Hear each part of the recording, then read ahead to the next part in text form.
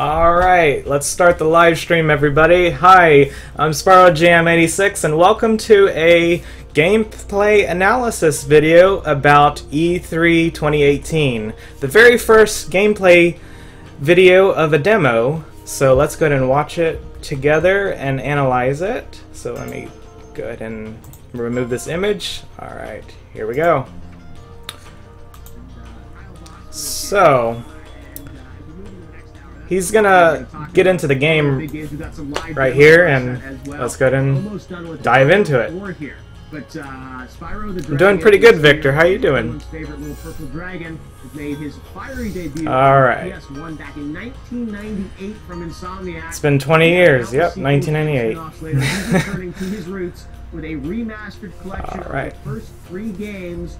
And joining me is Kyle Bossman as we enjoy a live demo, the first live demo of Spyro Reignited Trilogy with the co-head of the studio Toys for Bob. So great to see you, man. This is exciting. Let's start with analysis. Okay, here we go. So we have Kyle Bossman, who's, you know, an embarrassment to himself in gameplay.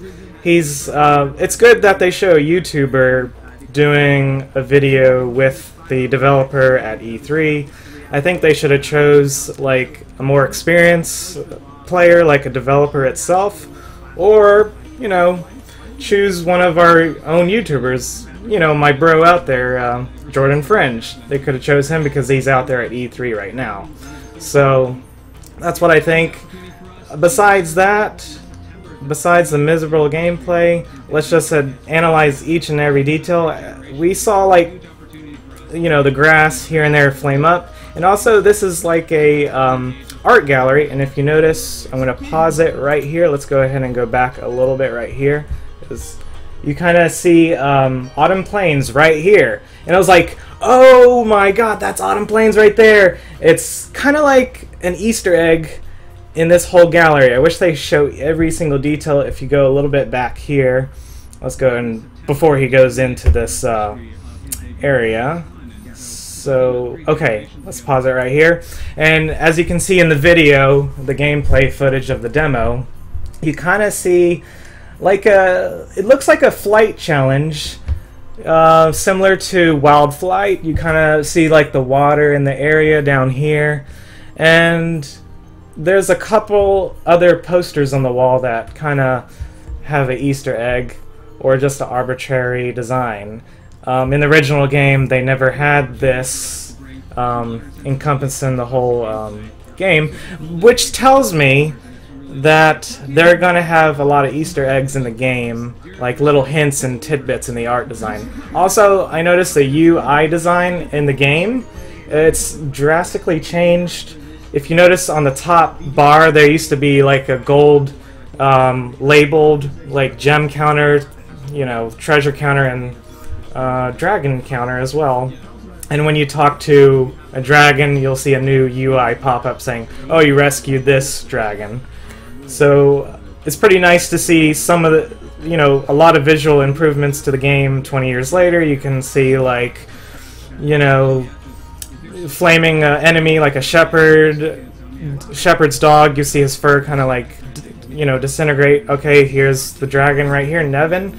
And he's more of an artiste, and you kind of see all rescued dragons have been found. That's kind of a new thing. He looks pretty interesting. So this tells me that, you know, he's the one painting in the art gallery here.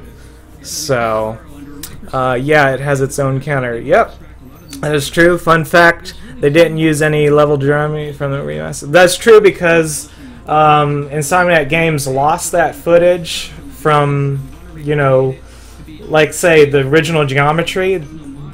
He hinted saying that Insomniac Games moved to a new location in the 90s or something. I don't know, like they upgraded their floor plan. You know, they lost that footage, the data or something got corrupted, I don't know. So, anyways, also, let me go back here for 1 second. I also like to point out that the dragon has a really good animation here. You see how Spyro is like jumping right here. Looks like a little dog, but he's like ferocious in kind of way. So it's pretty nice, and you can see the dragon transition into this red fairy. And believe it or not, some people call it Zoe. She is not really Zoe. Her real name, if you look in the manual, it says Red Fairy. She doesn't have a real name. So there it is. I think I got it right there. Red Fairy. Yep, it's in the official manual. Zoe debuted on the second Spyro Ripto's Rage. So don't confuse her name. There's a bunch of fairies, I know, guys, but it's confusing because, you know, she has a red dress and a blonde hair, but that's all there is. Zoe has red hair, and that's to it. Anyways, let's go ahead and see the next level. He's gonna go into the next level here. Also, Deanna pointed out that Sparks, when you turn into a blue Sparks or green Sparks, you notice his health kind of diminish. His tail kind of like goes like that. So, I'm just reading the chat right here. Red Fairy was a prettier than Zoe anyways. Yep. It definitely looks like his normal guide rather than stiff. Yep, that's true.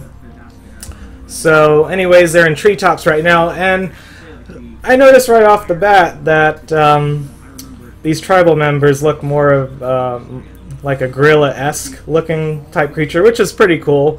You can see their details in more of a grand scheme of detail in this character. Let's go ahead and go through here, and he's trying to get this thief, but he can't really get this thief right now because he's supposedly a Spyro expert. So he's rescuing this dragon, and look how lively these dragons look. They have like more like you know, accessories on them, and it gives them more characteristic in the character. And there is that fairy again. She just spawned out of that little thing, and she's known as a progress fairy as well. And I can't believe this guy doesn't know how to supercharge. So there you go. It's obviously a supercharge if you're a Spyro expert.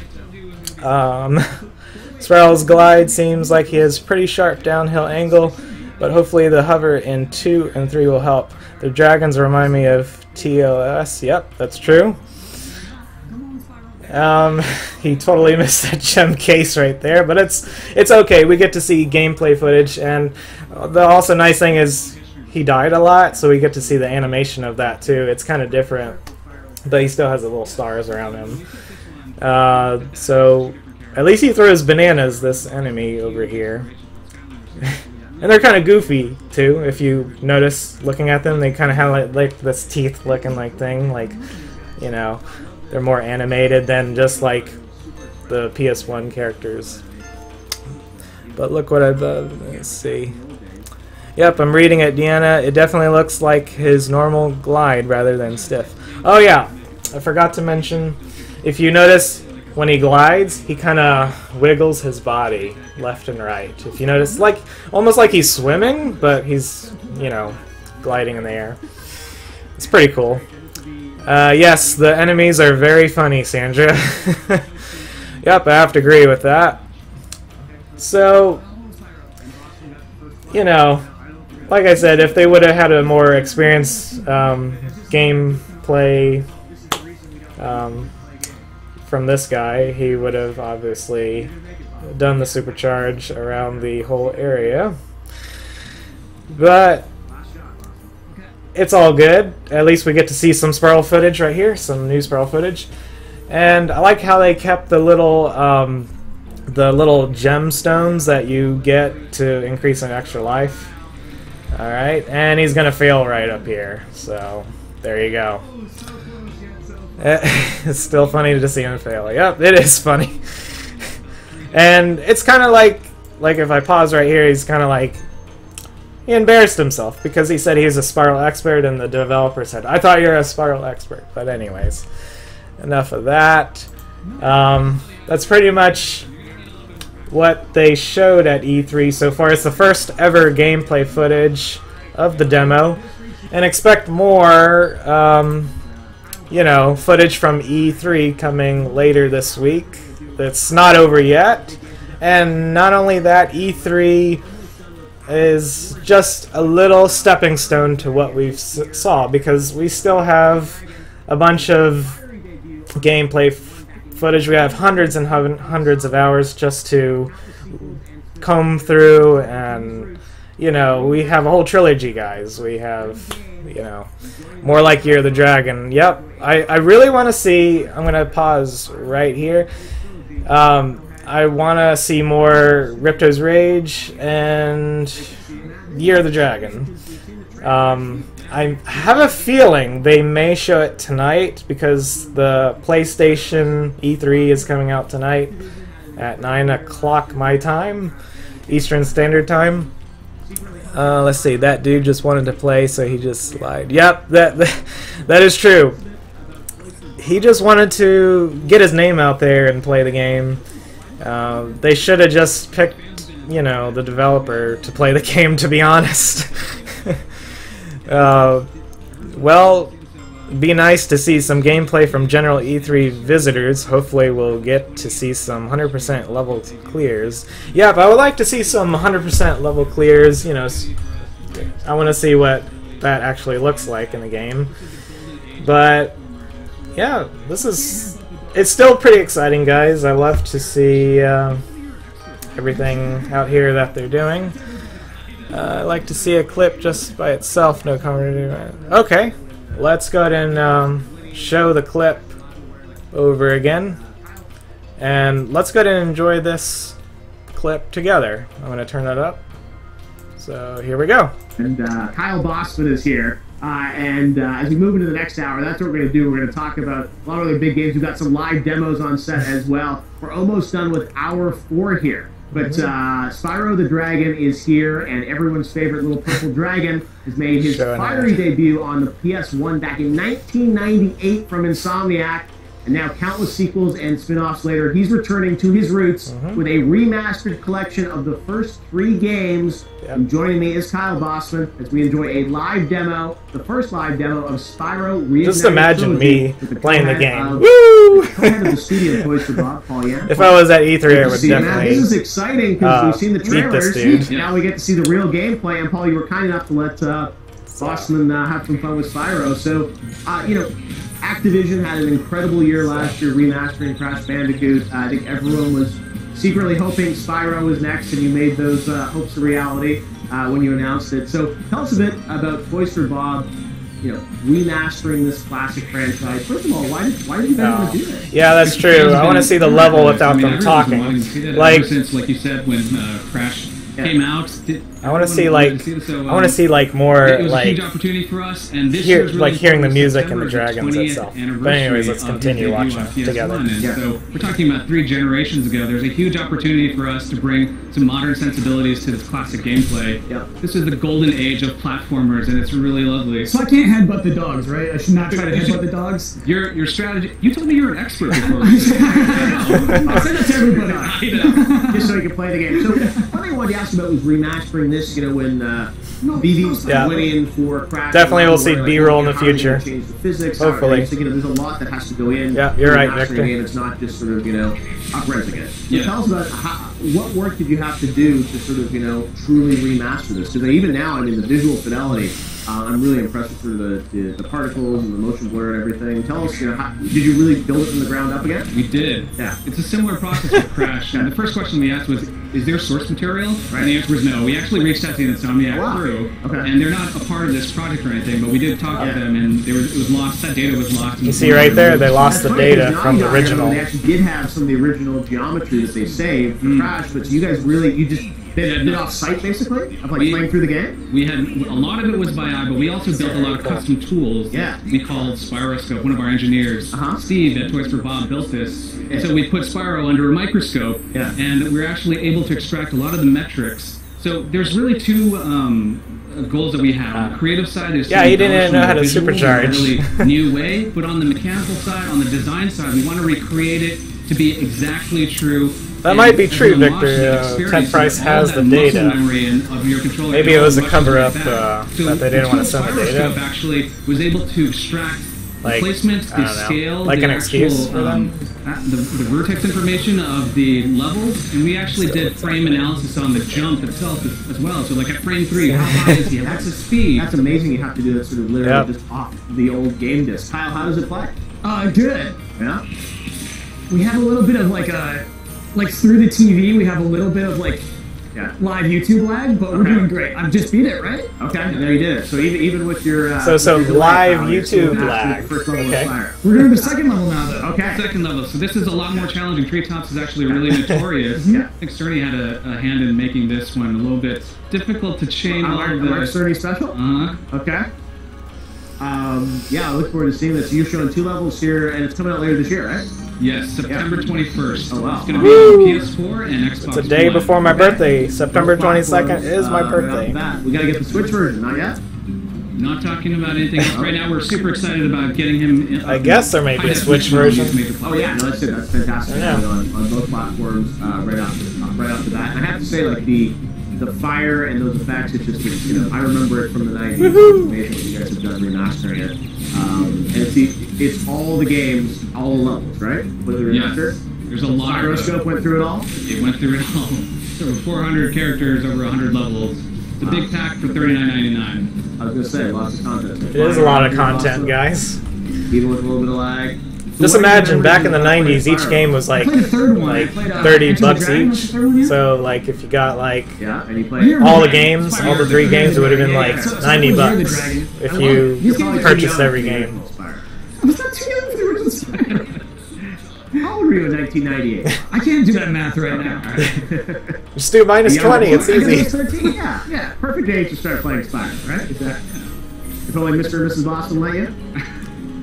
I think I was 98, like I'm playing Metal Gear Solid, man. Oh, really? Yeah, I'm a tough boy.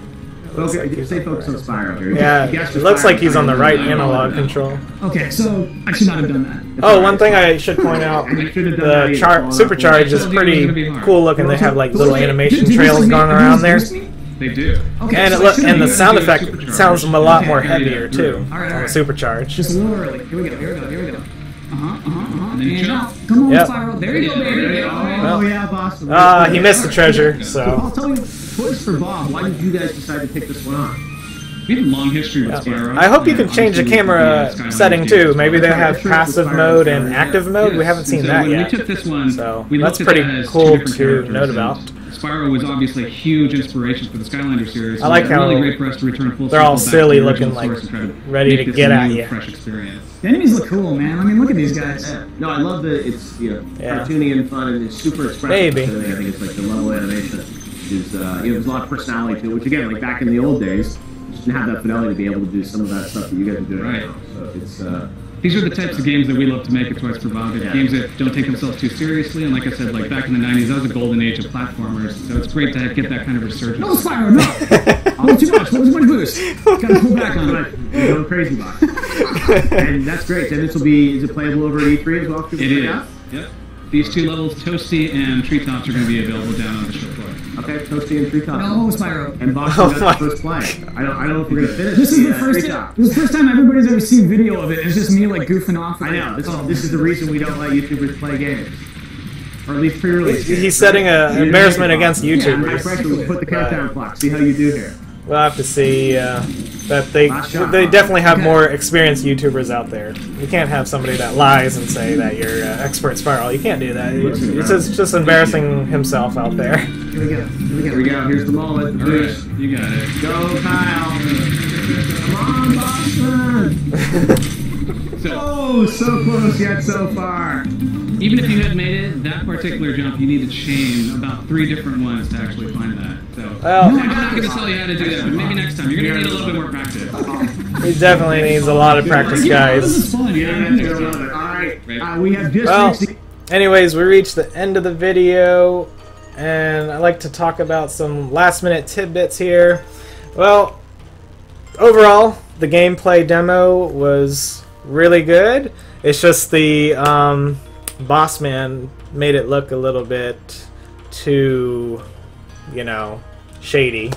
That, you know, he lied about being an experienced Spyro player, but we'll have to pass against that because, you know, he ultimately embarrassed himself.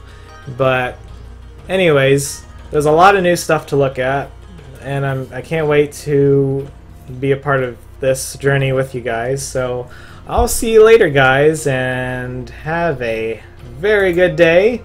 And I gotta get ready for work, so the last stream I did was very fast. I was like literally like 5 minutes of getting ready to go to work. That's why it was kind of rushed. But anyways, I'll see you later, guys, and have a good day, and we'll see ya.